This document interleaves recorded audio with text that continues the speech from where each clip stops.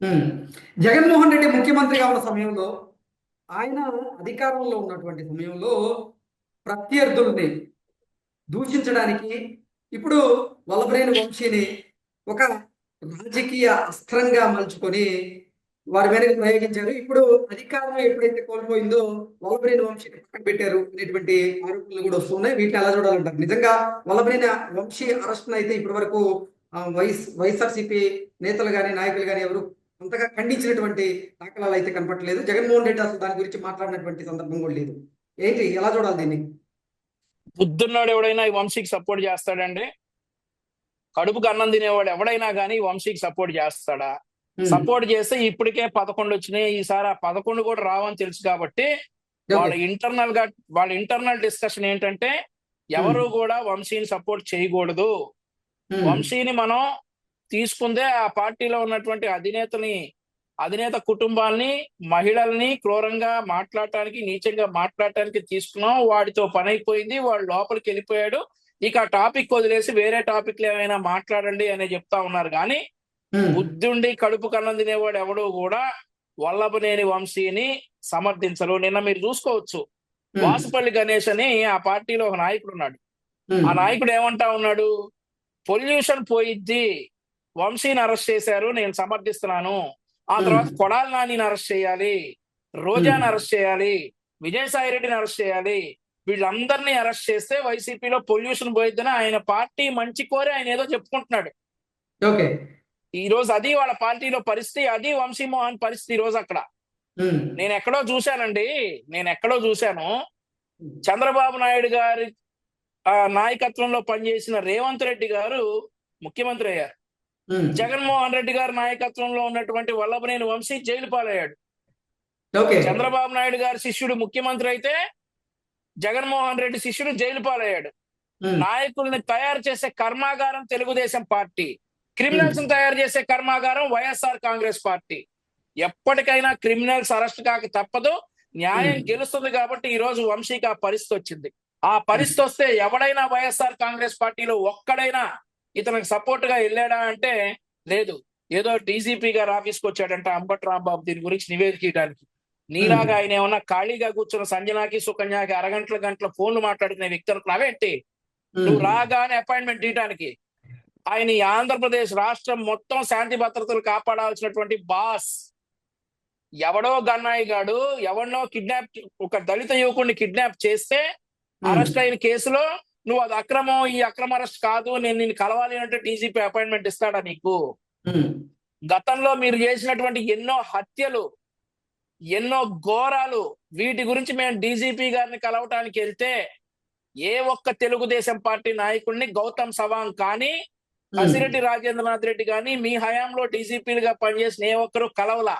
అయితే చివరికి election code వచ్చిన తర్వాత ముఖేష్ కుమార్ మీనా గారి దగ్గరికి మా పార్టీ జాతీయ ప్రధాన కార్యదర్శి వర్ల రామయ్య గారు, అలాగే మాజీ మంత్రివర్యులు దేవినేని ఉమామహేశ్వరరావు గారు వెళ్ళి ఒక రిప్రజెంటేషన్ ఇచ్చి ఇంతవరకు డీజీపీగా కసిరెడ్డి రాజేంద్రనాథ్ రెడ్డి గారు ప్రమాణ స్వీకారం చేసిన తర్వాత 2.5 సంవత్సరాల్లో ఒక్క తెలుగుదేశం పార్టీ నాయకుడిని కూడా ఈ కసిరెడ్డి రాజేంద్రనాథ్ రెడ్డి గారు కలవలేదు అని చెప్పి ఆ రోజు డీజీపీ గారికి చెప్పడం జరిగింది. Sorry, election commission Mukesh Kumar Meena గారిని చెప్పడం జరిగింది. ఒక వ్యాలిడ్ పిటిషన్ మేము తీసుకుని వెళ్తే పోలీసులు తీసుకోకపోతుంటే మేము ముఖేష్ కుమార్ మీనా గారి దగ్గరికి ఆ పిటిషన్ తీసుకెళ్తే నా దగ్గరికి తెచ్చారేంటి, మీరు పోలీసుల దగ్గరికి కదా తీసుకెళ్లాల్సిందని అన్నారు ఆయన.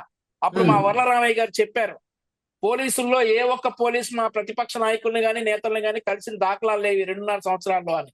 అప్పుడు ముఖేష్ కుమార్ మీనా గారు ఆదేశించి డీజీపీని ఆదేశించారు, తెలుగుదేశం పార్టీ లీడర్లు వస్తారు, వాళ్ళు ఇచ్చే పిటిషన్ తీసుకుని యాక్షన్ తీసుకోండి అని.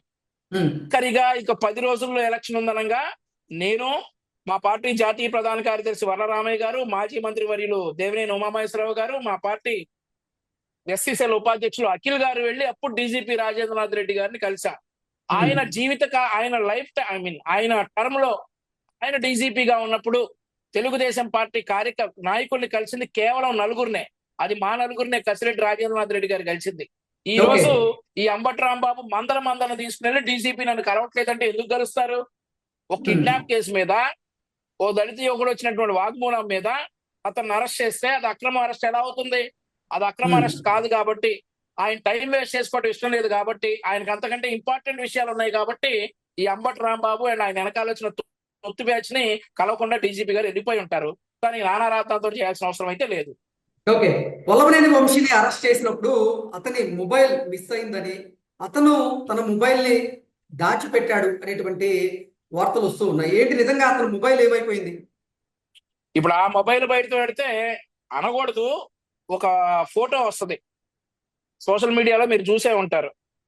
నిన్నే వ్యాలంటైన్స్ డే శుభాకాంక్షలు అని చెప్పి నాకెవరో పంపించారు, నేను ఒకసారి చూపిస్తా. అది షూర్.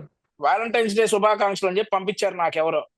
మరి ఆవిడ ఎవరితోనో ఆ వ్యాలంటైన్స్ డే, ఎందుకు పంకజం గారు అయితే కాదు, మరి ఆవిడకి ఆ వ్యాలంటైన్స్ డే శుభాకాంక్షలు చెప్పింది ఎవరో గాని.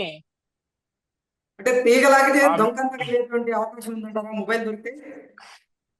అదేనండి, ఇప్పుడు ఆ మొబైల్ దొరికితే ముందు అసలు ఈ సంబంధాల కంటే అసలు అవి చూడలేక సావాలేమో.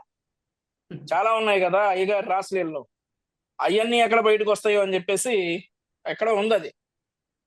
ఇదిగోండి, అడ్వాన్స్ హ్యాపీ వ్యాలంటైన్స్ డే అంట. ఓకే. మరి ఇట్లాంటివన్నీ బయటకు వస్తాయని చెప్పేసి ఆయనే మరి విసిరి కొట్టాడో, ఆ మొబైల్ ఎక్కడన్నా దాచిపెట్టాడో. మరి ఈ మిస్ అయిన మొబైల్ అయితే దొరికితే దొరికిద్ది, ఎదిగితే దొరుకుతుంది. దాచిపెట్టిన మొబైల్ ఎలా దొరుకుతుంది? మిస్ అయింది అయితే ఈ ప్లేస్ లో మిస్ అయిందని అక్కడ ఎతికితే దొరుకుతుంది. ఇతనే దాచిపెడితే, నా సలహా అయితే మరి అది చేస్తారో చేయరో కానీ పోలీసులు 4 ఉతికితే ఉతకవసరంలా, కర్ర పట్టుకుంటే ఆయనే చెప్పేస్తాడు. మీరు ఆ మొహంలో భయం చూశారు, 8 లీటర్లు నీళ్లు తాగాడంట కృష్ణలంక పోలీస్ స్టేషన్ లో కూర్చొని. 8 లీటర్ల నీళ్లు తాగాడంట. కర్ర పట్టుకుని ఏది రాపోనంటే చెప్పేస్తాడు. మరి పోలీసులు అంత ఎతకవసరంలా. మరి మాజీ ఎమ్మెల్యే ఎందుకులే ఇవన్నీ అని చెప్పి ఆగారేమో. రూల్స్ కి విరుద్ధం కాబట్టి, కూటమి సర్కారులు అట్లాంటివి చెయ్యరు కాబట్టి పోలీసులు ఆగుంటారు. వల్లభనేని వంశీ భయపడుతున్నారు మీరు చెప్తున్నారు. శ్రీ గారేమో వల్లభనేని వంశీ మానసికంగా చాలా ధైర్యంగా ఉన్నారు, కానీ ఆయన ఇబ్బంది పెడుతున్నారు అనేటువంటి వ్యాఖ్యలు చేస్తున్నారు. మానసికంగా ధైర్యంగా ఉన్నాడు ఎవడు బ్రదర్? 8 లీటర్ల నీళ్లు 4 గంటల్లో తాగేది. ఆయన పశువుల డాక్టర్ కాబట్టి ఆయన తెలియాలి ఎక్కువ. 8 లీటర్ల నీళ్లు 4 గంటల్లో గడగడ గడగడ తాగేసాడంటే మానసికంగా ధైర్యంగా ఉన్నాడు ఎవడు తాగడు. ఏమైపోతానో, నేను జైల్లో నుండి ఎన్ని రోజులకు వస్తానో అనే భయం. ఇప్పుడు జైల్లో అతనికి ఏమీ కాదనేది మాత్రం స్పష్టం. కూటమి ప్రభుత్వం అతనికి జరగవు, జైల్లో అతనికి ఏం కాదు. కాబట్టి ఆ ధైర్యం అయితే అతనికి 100% రాసిస్తాం. నీకేం కాదు బాబు, జైల్లో నువ్వు స్పష్టంగా ఉంటావు. Unless and until Jaganmohan Reddy ఏదైనా కుతంత్రాలు వేసేసి ఆయన మనిషిని ఎవరైనా లోపల పంపిస్తే మనం ఏం చేయలేం. కానీ మామూలుగా అయితే జైల్లో కూటమి ప్రభుత్వంలో అతనికి ఏం కాదు, అతనికి ఆ గ్యారంటీ ఉంది. కాకపోతే ఇతను చేసిన నేరాలు ఘోరాలు అన్ని ఒక్కొక్కటిగా బయటకు వస్తా ఉన్నాయి కాబట్టి ఎన్ని రోజులు బయటకు వస్తాడనేదే పాయింట్. Thank you.